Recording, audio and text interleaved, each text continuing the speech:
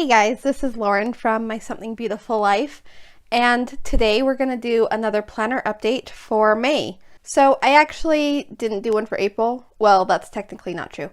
I filmed one for April. I never got it edited and uploaded, and the reason for that was simply that April was just a crazy month. So like I said, I filmed the update at the beginning of April, and then promptly after that I jumped right into prep for the Life Planner launch. So if you haven't seen that video yet or seen those new planners at all, I would definitely recommend checking that out. I'll put it up here in the cards and I'll also link it down in the description below, but that pretty much took up most of my time. And then as soon as launch happened, I got sick. So that was just a fun end to April, and that was pretty much how my entire month went. Needless to say, that video never got edited. Pretty much everything that changed in that one is still true now, so we'll just go over all of that.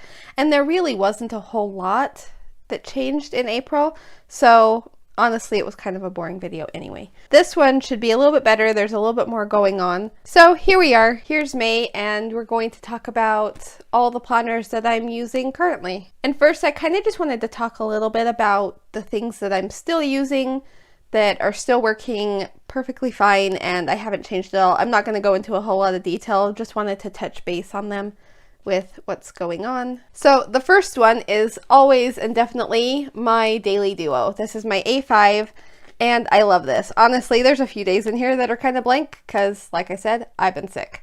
So I really didn't do a whole lot towards the end of April and early May. I mean, it's the 9th right now. Is it seriously the 9th? It's already a third of the way through May. That's just insane. Anyway, my daily duo is definitely a staple and I don't see that changing anytime soon. I love that. I also really love this cover. I'm so obsessed with it. This is part of the Asian Pacific American Heritage Month collection that Erin Condren released a couple of weeks ago. Yeah, I think it was like mid to late April. But I have a video on this too if you want to go check that out.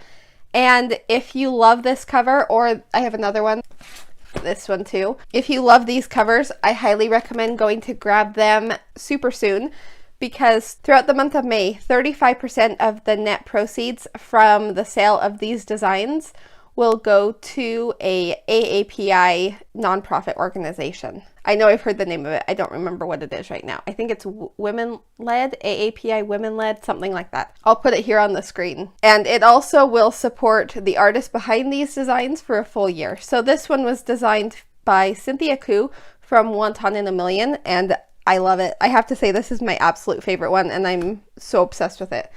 And then this one was designed by Lauren Home from Home Sweet Home, and also love this one. I love the color. I love the little peach. They just feel so summery and it's starting to feel like summer here. And so I just love all of the designs from this collection. Anyway, so yes, my daily duo is an absolute staple. And then this is the one that I was just holding up. This is my content planner. And this is in an Erin Condren monthly planner. I use this one all the time. Love how it's going. It's perfect. So those are great and still working. The next one I have is my power sheets, of course.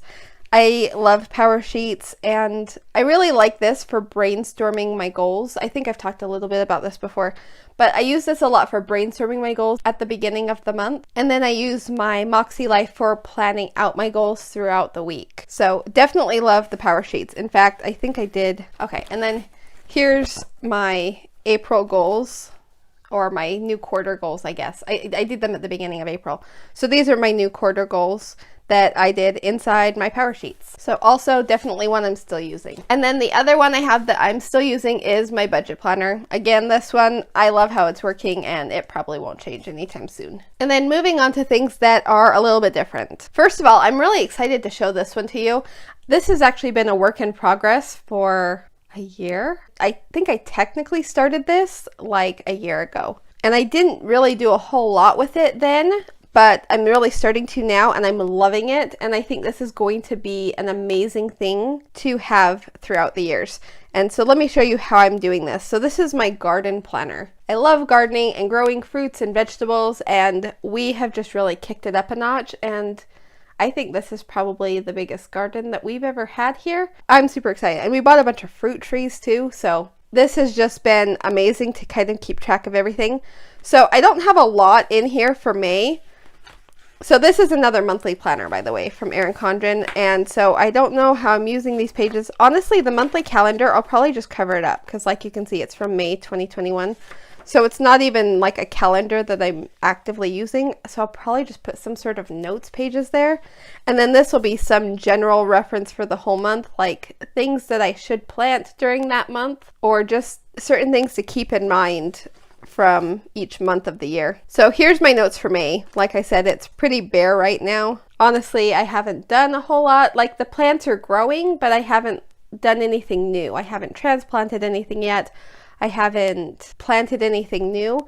So this is just kind of an in progress thing. So I have a couple things from last year. We have a loquat tree, and so last year I noticed that the loquats were on the tree during May. This year they've been ripe for weeks now, and they're honestly pretty much even gone from the tree. I think we've eaten them all. That's just my notes from last year with my little update, and then I have a space for this year.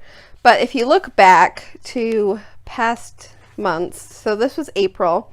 This was what I did last year. I took a picture of when we got our first red strawberry, and then these are just some notes of what I did during April. And then here's my March one. That March was when I really did most of everything.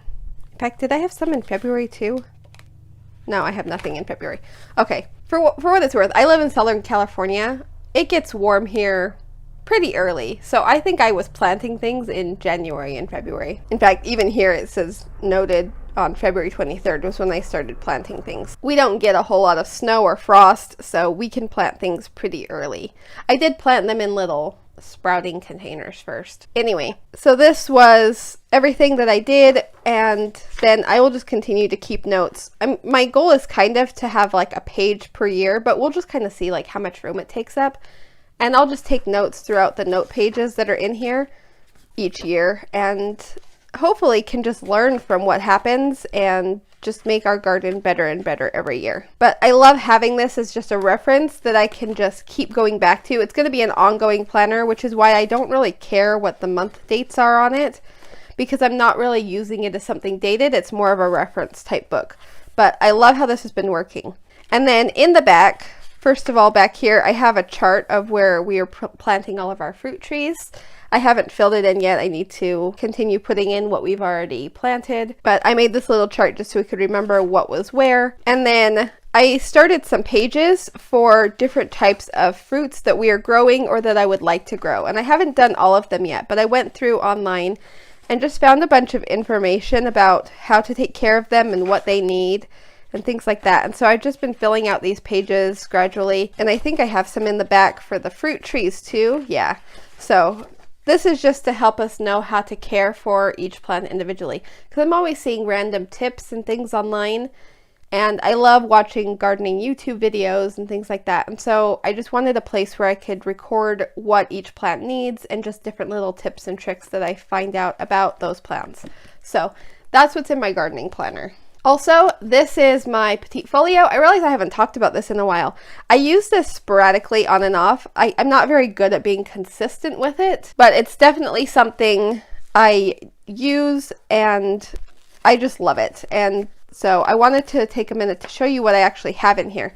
The one that I do use all the time, and I think I have talked about this one in particular, is this is the monthly planner, the Petite monthly planner. It's an 18-month planner. So in the beginning of it, get to a blank one.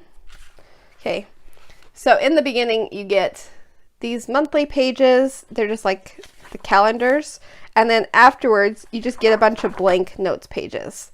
So I use this for work. I keep track of my hours in it and the employees, like PTO and our passwords and just different random information that I need to reference for my job. The next one that I have in here is the meal planner, which I love. This is like, I've tried a lot of different meal planners, and this one is by far my favorite. I love the Petite meal planner.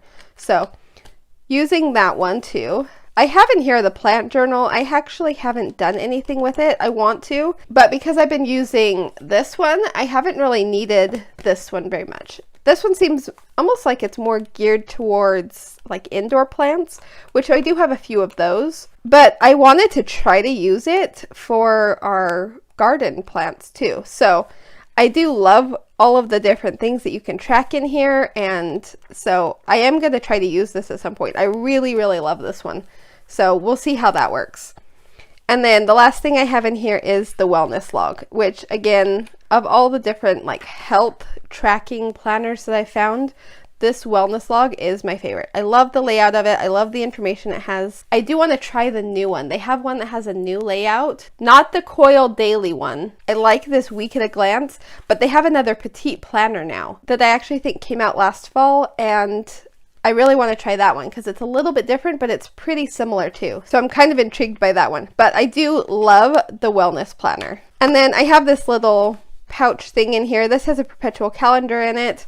And then in here, I just have some little stickers and flowers and post-it notes, things like that.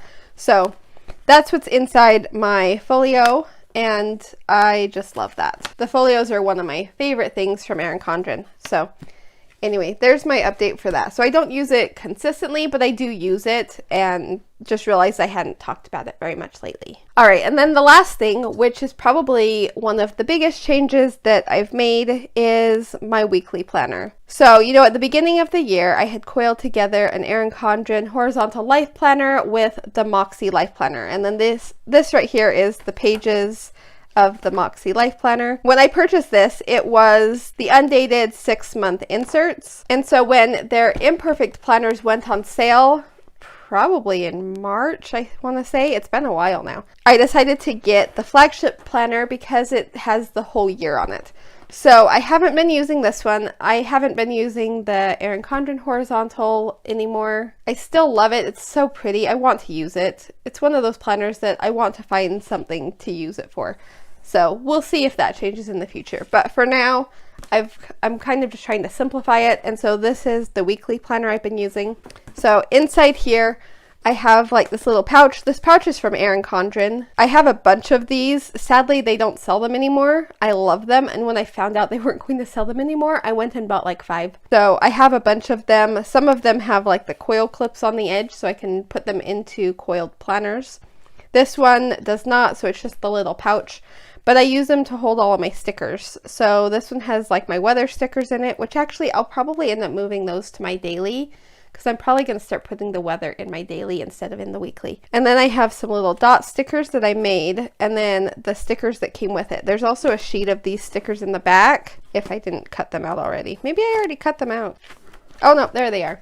Okay, so yeah, there's a sheet of stickers in the back too, but these are the ones that came with my undated inserts. And so I have those ones that I've been using. And so I've just been transitioning over. I've put my new goals in there, or at least some of them. I've been trying to rework my goals, as I do probably pretty much constantly. But yeah, I'm really enjoying this. I like that it's a vertical lined layout. I like that my goals are in there together.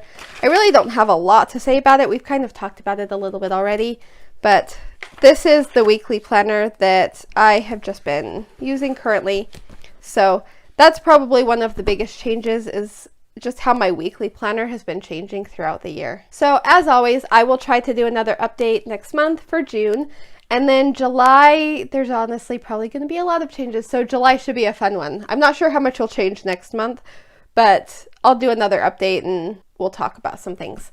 But my update for July, I can already tell you it's going to be changing, because I have some of the new Erin Condren planners to use, and I'm really excited about that. So we'll talk more about that a little bit later, but just wanted to let you know a little bit about what's been going on for my planners for the past couple months. I've been kind of getting into a groove now. The beginning of the year was a little rough. I think it usually is. Like, I think I usually go through some sort of planner crisis for the first few months of the year.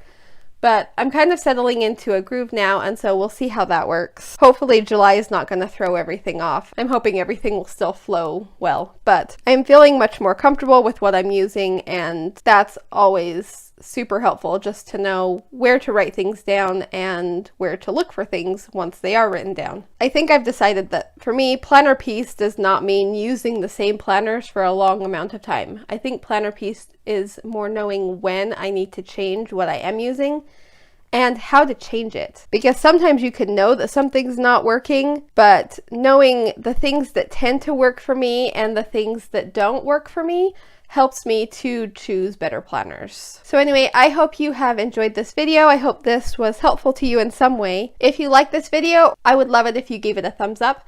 And please consider subscribing if you want to see more planner videos. I have some more coming soon. I can't wait to share everything with you. Thank you so much for watching, and I hope you all have a wonderful day. Bye-bye.